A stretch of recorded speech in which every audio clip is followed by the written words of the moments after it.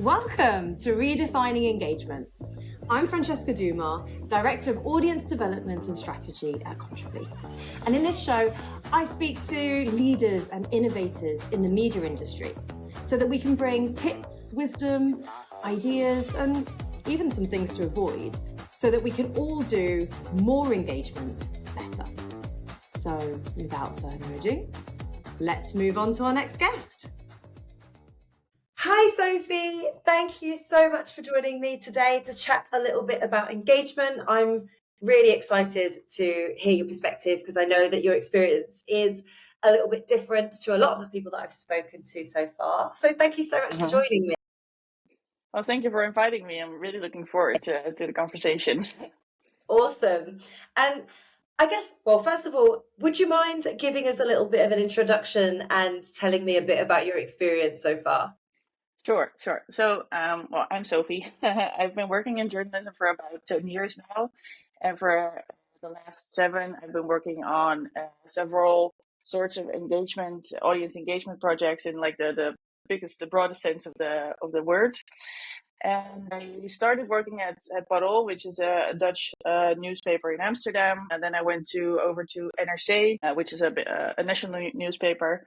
And that's where I first started working in audience engagement. I did several projects. And over the last year, I was editor-in-chief of C.Tru, which is a project owned by Media House, which is the owner also of NRC.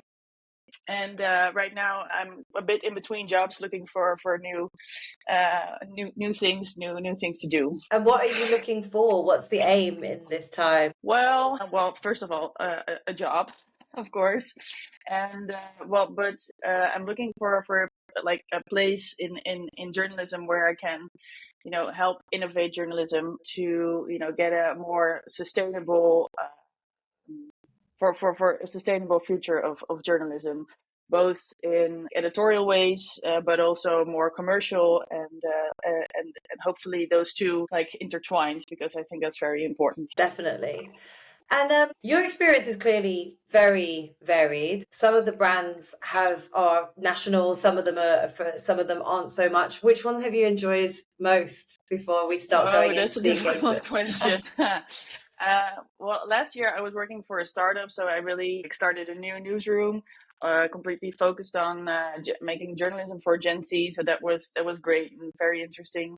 I learned so much, but it was also great working at NRC with all these great and very experienced journalists to see if and how we could engage with the readers from NRC. So I think both were great. I don't have a favorite. Fair enough. And go straight into the tough questions. The first one was really like, what is audience engagement? What does that mean to you? Well, I think audience engagement, I think it used to be like a very separate part of journalism and working in newsrooms. And so when I started out working in more like audience engagement and development, I was like the only person in the newsroom working on the relationship with the readers from an editorial point of view. But I think looking at how the newsroom at NRC, for example, works now, I think like everybody, not like everybody, but more people are like involved in engaging with the audience. So to get back to your question, what is audience engagement? I think it's like rooted in so many things you do as a journalist. It can be just interviewing someone, but it can also be, posting your article on Instagram to get a bigger readership. So I think it's settled in so many forms of acting as a journalist. Well, I guess if it takes so many forms, maybe the next question that makes more sense is, what are the aims of it, in your opinion? Yeah, so it should be about understanding your audience and figuring out how to fulfill their needs. And you can do it in so many ways. That's why I said like it's settled, or it's based in so many editorial practices.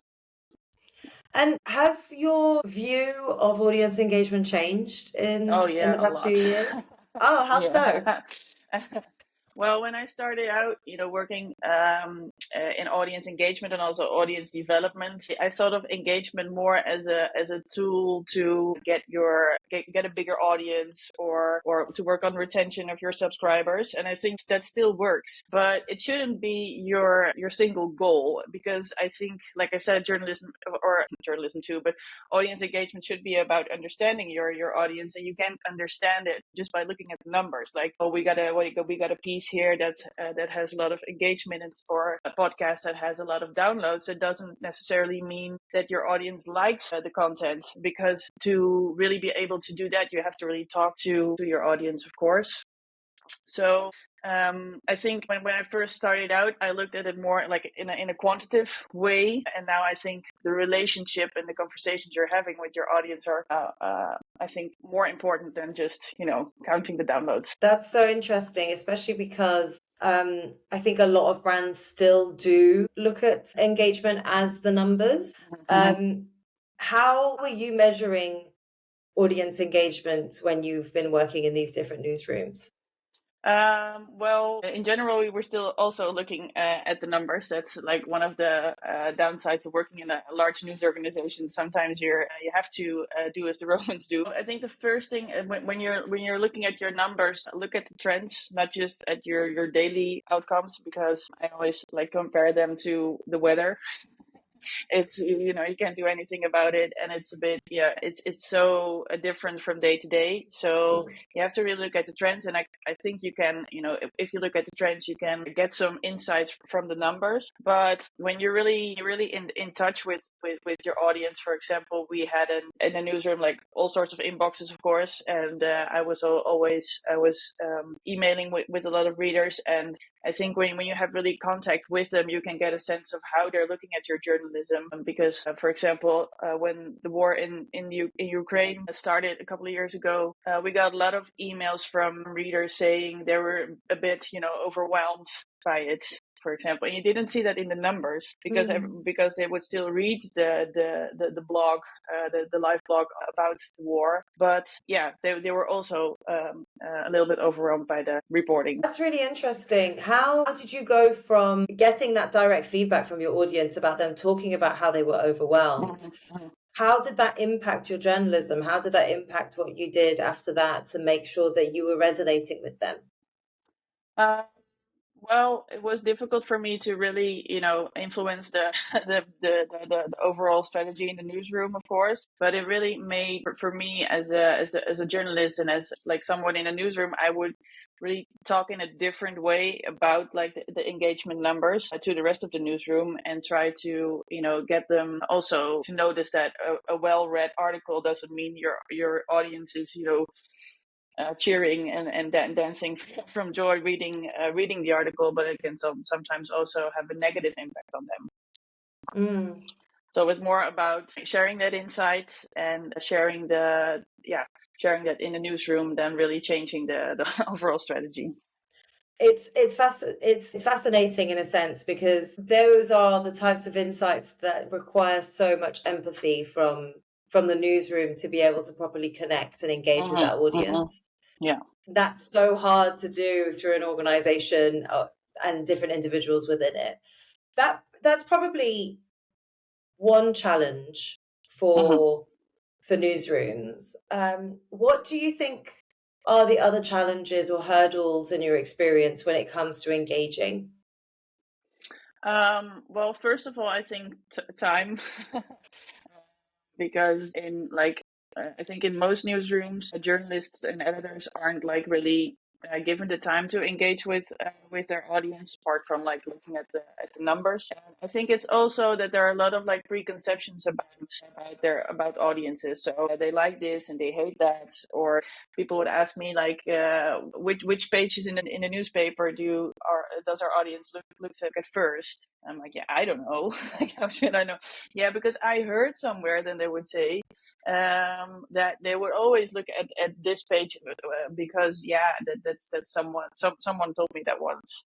So I think overcoming those misconceptions on the audience and looking at the ways you can engage with them. For example, what we did at NRC was we build a tool. We kind of copied that from the New York Times, but it would allow us to ask the readers for their input on research the journalist would have done or what the article was about. And so that really helped us, it helped us getting input from the readers, but I think it would also help like the journalists look in a different way to the readers, like a source and not just people reading your journalism. I find this, what you're talking about around misconceptions, is really is an interesting point that doesn't come up enough. We assume so many things about our readers.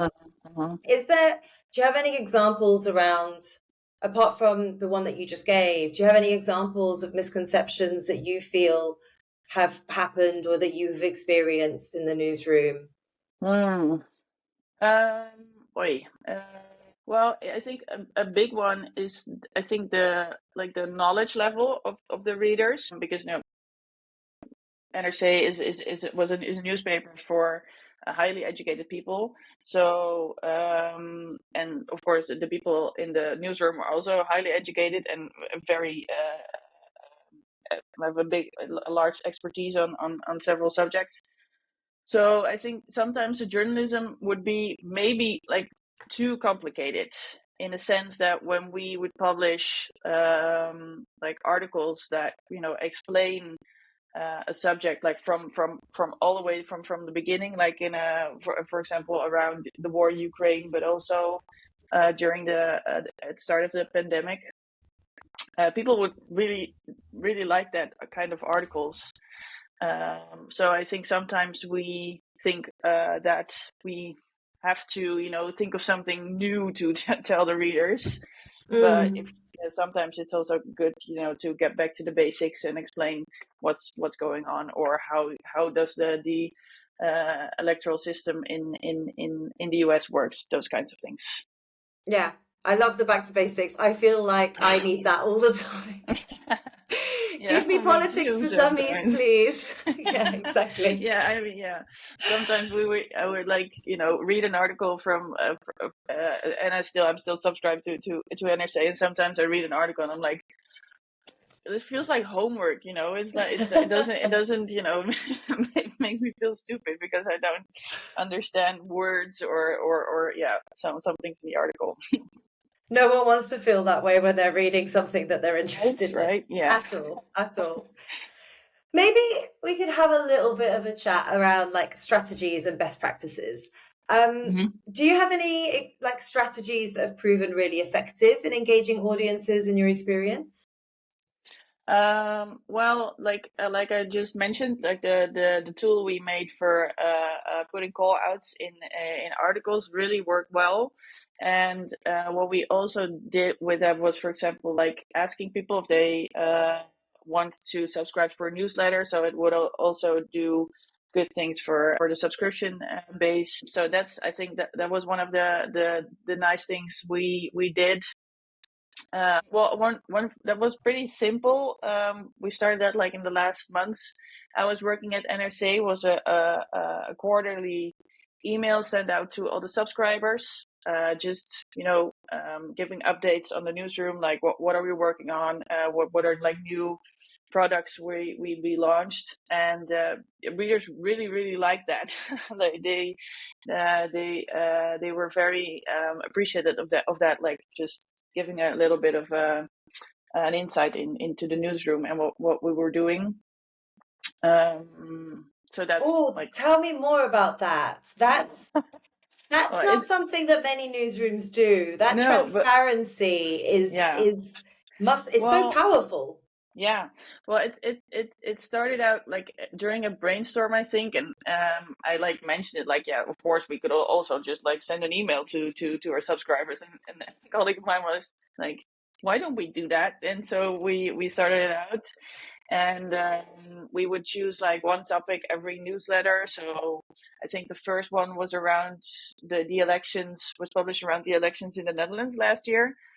So we asked one of the editors of the political desk to write something about what they would do differently during elections or something like that. Just very was very low key, it was like very very like an analysis on journalism during elections or something. It was like, this is just how we work.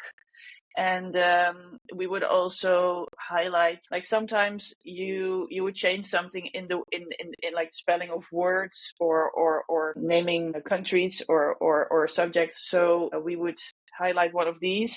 Readers are really sharp on those kinds of things. So when you change your spelling or like the words you use to describe something, they'll always have questions about that. So that's why we use that in the newsletter. And when we, for example, launch a new podcast or newsletter, we would just let them know, and also ask them if they had any questions. Of course. It sounds to me like that's such a powerful way of building trust with your readers, is like it's breaking down the thinking through that is happening in a newsroom that people don't necessarily consider. How were you getting feedback from that? Yeah, we were, because we started it, no one like subscribed for the email. So for us, the first one we sent out was a bit, we didn't know how they would respond to it. So at the bottom of the email, we had two buttons, like a thumbs up or a thumbs down. Because we said, well, we don't know if you really like this email, so let us know. And I think like over 90% gave a thumbs up. So that's how we that's how we knew. Yeah, that was great. Yeah. I don't have the numbers anymore, but we were really, really glad that they were so positive on the initiative. Yeah. I love that. And at what point in the process are you considering audience engagement? Like when you're leading a newsroom or you're in the newsroom, where does that happen within your process? Well, I think you can do it on lots of points in the process. Of course, you can, and I think the maybe one of the best ones is like all the way in the beginning of the process. Maybe even when you're when you're starting up a new newsroom or a new title, start with like asking questions to the people you want to reach and engage with. But if you're working on an article or a production of any kind, just ask your audience what their questions are on the subject, or maybe ask them what they've read about it that they didn't understand or something like that. I think that's a good start. And then of course there are newsrooms that really allow their audience in like the editing process. Of course, more difficult because it slows your process down. And you can also, of course, ask feedback when you're published, and maybe make a follow up based on the questions your audience has. So I think you can, do it at any time in your editorial process. It's interesting that that part that you were saying at the beginning, like checking those assumptions, seems like such a massive piece that we do miss. I keep hearing when you're talking like this, it comes back to those assumptions that you're making on your audience. Could you share any successful initiatives that have significantly boosted audience engagement? And what do you think has made it so successful? Something that really boosted the engagement was, for example, an crowdsourcing project we did a couple of years ago. It was on rewilding. We asked people if they would like rewild a piece of their garden, like don't touch it for a year, and tell us what happens in this piece of land. Or people could also join when they had a balcony. They would have set up like a big trench with like mud or something in it. And I hoped for like 1,000 or maybe 2,000 participants, and we got like I think at one point where we had 10,000 participants. So wow. That really, that really well, for me it was a lot of work because people had a lot of questions on the on the project, so I was emailing them all day long. But the thing why I bring up this example right now is the way people, I think, like perceived the journalism we were doing because we needed their help. And we would, reach out to them through newsletters, and ask them to give us their data. And I think it was like halfway through, because it was a year. So like halfway through the year, one of the participants sent me an email, and he said, well, it's so nice to be able to help you guys. to really get, Oh, to really help making the journalism. And I forwarded that email to all the people working on the project also. And I think that's something I learned. And when he sent me that email, I thought of one of the subscribers I met at an event years earlier, and he said he didn't said like I'm subscribed to NRC, but I'm a member of NRC. So he felt like he was part of the club. So I thought it was so, for us, I think for journalists, the relationship maybe they think readers are having with the newsroom or with the newspaper is like strictly business wise. You pay for your project, a product, and you get your newspaper or your newsletter every so often. But I think journalists sometimes underestimate the commitment from the audience to journalism and to the brand. Yeah. that resonates so much with me, because I think we so easily, in my opinion, miss the emotional connection. I think people act when they care. Yeah. And there are so many ways of getting people to care. Sometimes it is very much the why behind it, like why they should get involved. Are they making a difference? Sometimes it's very much feeling like you're part of something much bigger than you. And journalism sometimes is just a reflection of that. But sometimes we have so much power to be able to delve into that emotional side to it. Yeah. And the fact that you took one person's comment, one person's feedback saying, I'm part of, it's so nice that we're helping you, and sharing that back to the editorial team as well, because they are also making their decisions based on that emotional piece. Yeah. That connection is so powerful. I want us to be able to do that so much more. Yeah, and I think it even like goes beyond like an emotional connection to the brand. I think when you're like practice journalism, or when you learn about journalism in J school, you're taught to leave all emotion behind, and it has to be very objective and stuff. But that doesn't mean like if you write like an objective news article that it is perceived as objective by the reader or listener or viewer. It can have a very emotional impact on them, and I think that's something people in newsrooms tend to forget, that like news is personal for a lot of people. 100%. Well, it's a reflection on real life, so it's impossible for it not to be, in a sense. Yeah. And I love that example of audiences getting in touch and sharing how they're feeling and what it is. Do you have any other examples, or has seen any examples of how audiences are engaging with the newsroom, and what does that look like, or potentially what should it look like in an ideal world?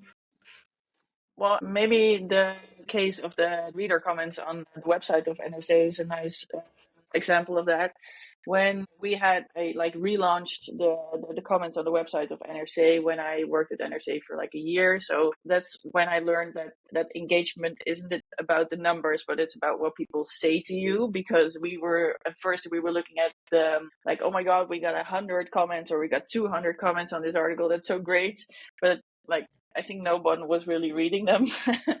So at one point I did an experiment, and we closed the comments like on all articles, but one article per day. And we told the readers, like, this is the conversation of the day.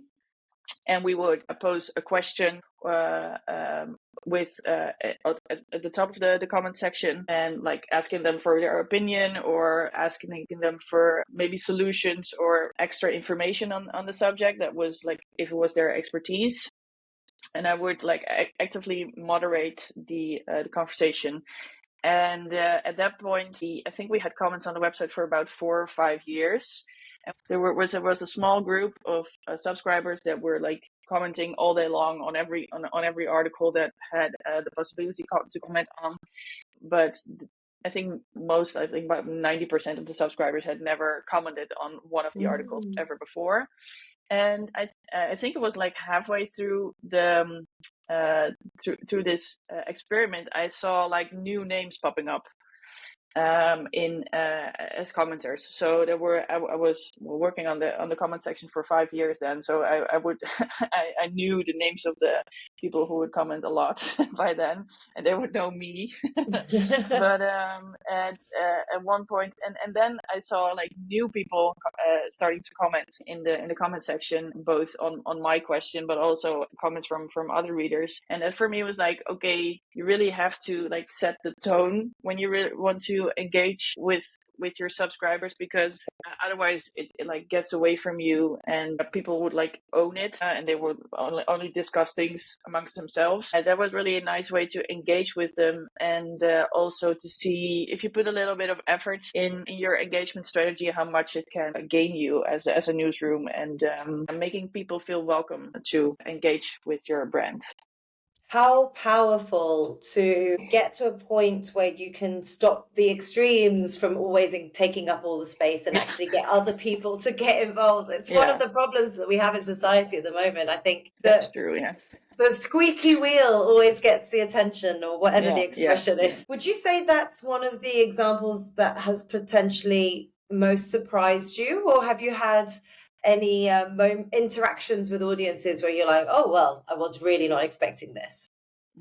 I think it was like one of the first articles we opened to comment on was like pre-COVID. It was about vaccinations in the Netherlands, and vaccinations for little children. And there was one woman who commented. She wrote like it was like I think by 200 or 300 words, like a very personal experience on that she had lost her baby brother when she was, I think she was like born in the 50s, and she lost her baby brother to one of the diseases where little children get vaccines for right now. And I remember reading that and I teared up. I was like, oh my God, is this the way people engage with? So like how much impact the journalism makes on people. So it was, for me, that was the first time I was so impressed by one of our readers. So that was so nice, but also really sad, of course. But you can't tell me things like this. I'm a big crier. I'm sorry. It's Let's okay. move on. Let's talk about tech. Oh yeah, that's. Sorry, don't get me going. That's very sad. Mm-hmm. Let's talk about tech. So when you were in the newsroom and you were working on all of these different projects, obviously everything we do, tech has a place in that. Mm-hmm. What role does tech, maybe AI or other things, data analytics, what kind of role has that played in your audience engagement efforts? Well, the data part was very important for me to get a little bit of a sense of course, we just start out in a newsroom. It's good to get a sense of what kind of articles your readers are reading and what kind of articles they're not reading and on which times of day and stuff. So it's, of course, very important to get sense of the bigger trends. The tools we used were actually kind of like Windows 98 vibes. We used one of the earlier versions of Talk from the Coral project. Mm-hmm. So that worked okay, but it was a bit, sometimes it didn't work. But actually when we started to get into audience engagement more serious, I worked together with the guys building the website of NRC, and we started looking at how we can help get the process better, like keeping the readers involved. If they had sent a comment to us, like how can we make sure that they get a notification when the new article on the subject is published? Oh, that's good. It's very simple, but I think it's very important to, it's kind of it feels like you have to do that, but if you do have to do it by hand, email all those readers back, it's a big task, and sometimes it's forgotten. But if you just get an app or a tool for that, really works in your favor.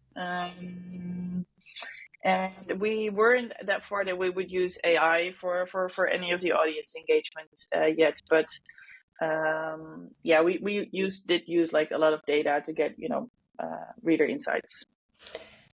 Well, you just mentioned sometimes when things are manual, like getting back in touch with readers and that kind of thing. If it is manual, we do end up not doing it potentially. Sometimes, we too need a value exchange to get stuff done, I guess. Yeah. Mm-hmm. Is that's potentially one of the biggest challenges, or even maybe mistakes that's happening? Mm-hmm. Do you have any other examples for me of like challenges or pitfalls that we're doing that are stunting or stopping our audience engagement initiatives? Well, like the crowdsourcing project I just talked to you about, we had a lot more, way more participants than we thought we had. So for me, I was sending, I think, like 500 emails per day, answering questions. So that was a bit of a pitfall. Oof, Because Sophie. yeah. But let me think on other pitfalls.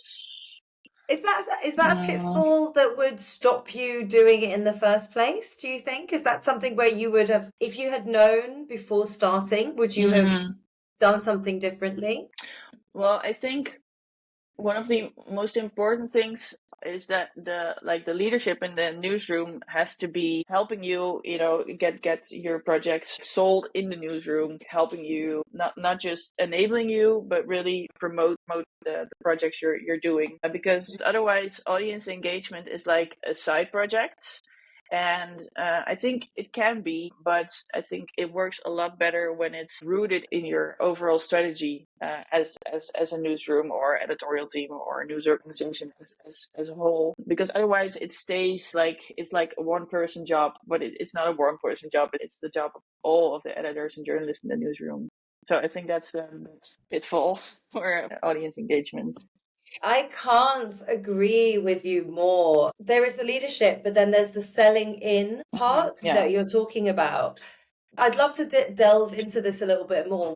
What would successful selling in a project look like? Why? Obviously, it needs to be part of the strategy. We need to be thinking about it all of the time anyway. But then there is the constant communication. What should that look like? Well, I think first off would be like explaining why it's necessary to engage with the audience or your subscribers or whatever the relationship is you're having with your audience, because I think that's a big part of your job as an audience engagement editor. At least for me, it was to keep convincing people in the newsroom that it's not enough just to look at the numbers daily and say, oh, my article was well read or it wasn't read at all, but you have to get into the why. And the only way to get there is to really dive in or start talking to your audience. So I think that's the first thing. And also, and also, I think practice what you preach. So engage with readers yourself, not just let your customer service do it, but maybe get on the phone sometimes with them or organize events to get in touch with your readership. Yeah, I think those are some things you can do if you're in the leadership of a newsroom. I love that. And maybe a bit about the future of audience engagement. There's so much that we've done. There's so much that we've tried. It's something that comes up all of the time. Yeah. Where do you see the future of audience engagement heading in the next few years? Ooh. Big question. Yeah, it's a big question. Yeah. Well, I think it would be like great if we don't talk about audience engagement like as a separate thing that people do. I hope it will be more embedded in the way newsrooms work and in their strategies. And because I think, like, if you look at how content creators on social media are working, they constantly engage with their audience in the comments, or really addressing them and being much more personal in the way they tell stories. So I think audience engagement is I hope that it's, like I said, I hope it's not like a separate thing, but it's more part of the editorial process, not just, answering emails, but really thinking of how can I make this story resonate with my audience, or how can I involve them in my reporting. We want to get to a point where these kind of conversations don't even need to happen. Literally, that's true. you want me to lose that, like we want to lose the entire thing that we're doing here so that it becomes so second nature. I totally agree. It's so true. Mm-hmm. And part of that is potentially building the skills of the people in the newsroom. It needs to be part of the strategy, but we also need to have the skills. What skills do you think media professionals need to have to be able to do this better? I think it starts with being as curious about your audience as you are about the subject you're reporting on. Also get like a better sense of like what kind of impact your journalism is making on people by, checking out how other like content creators or how other journalists that in your field or your subjects are doing that, and looking at what kind of questions am I reading in the comments, or what kind of formats work. So really not only investigate and research the subjects, but also the people you're making the journalism for. I think that's, if you do that, I think it's much, much easier to really engage with your audience. That's powerful. So, yeah. That curiosity that you naturally have for the subject, putting it elsewhere as well. Yeah, I think so, because I've got a lot of also like friends working in journalism, and they can be still a bit skeptical about about the work that I'm doing, and or like when I talk to them about like constructive journalism, for example, and they're like, I mean, I'm doing all this investigative work, and I'm writing this big article on it, and then I also have to figure out what the solution is for this problem. And I'm like, why not? And they're like, no, just reporting on it, that's enough. So it's like they have you have to look at journalism in a different way, I think, if you really want to do audience engagement right. I totally agree, and it has an impact on the impact as well. Like we go into our jobs for a reason. We look at we're all doing it for a reason. We're aware, even if we're aware or not aware of it. What impact has increasing audience engagement had on, your organization's bottom line or loyalty? What kind of arguments do you give your friends to say, well, actually, no, this is really important? What do you usually tell them? Well, I ask them, if journalism is not meant to make impact on your readership or on a broader audience, then why are you doing the journalism at all? Like, I think journalism is there for the public to read or listen or to watch it. So if you're not involved, or if you don't care about your audience, why do you do your job? I mean, I think that's I wouldn't know why you would be in journalism if you don't care about your audience. That's a fair comment. That is. Yeah. And also, that's what I learned working at NRC. When journalists had the experience of interacting with their audience, they would not 90%, but maybe 80% of the time, they would look back on it like fondly. They would say, "Oh, it's so interesting to talk to these people, and they had such interesting suggestions for me." And I'm like, "Yeah, it's like they're human beings, right?" So just get started with it. Like for 30 minutes a day, think about your audience and try to engage with them. I think that would help a lot already. It sounds like me going to the gym. Every time I'm like, I don't want to do it. And then as soon as I go, I come back and I go, that was great. I feel so I feel energized. fantastic. It's that first step. Yeah. It's almost building our own habits are almost just as important as any of the other bits. Yeah. True. Yeah, it is. Sophie, I've got one last question for you. Okay. And that is going down the route of a little hack. Do you have an engagement hack for me for anyone that may be starting out on their engagement journey, or maybe doing it for years and actually want to just see things a little bit differently? Oh, that's a good question. But I think the hack might be just go and try something out and see if it works, because it's so important to engage with your audience. That it doesn't really matter in which way you would engage with them. It matters that you do engage with them. I heard remove the fear. Too many people are scared to start, and you're like, just do it. Yeah, and I mean, you're a Nike advert. Yeah, I'm wearing my Nikes. But yeah, well, I think when you're working in a big newsroom that has like 100,000 or millions of subscribers, it can be a bit overwhelming, because you'll get a lot of responses if you do a call out to your audience. But I think in most newsrooms there are already people, like it's their job, or they're probably willing to help you doing the engagement with your readers or listeners or viewers.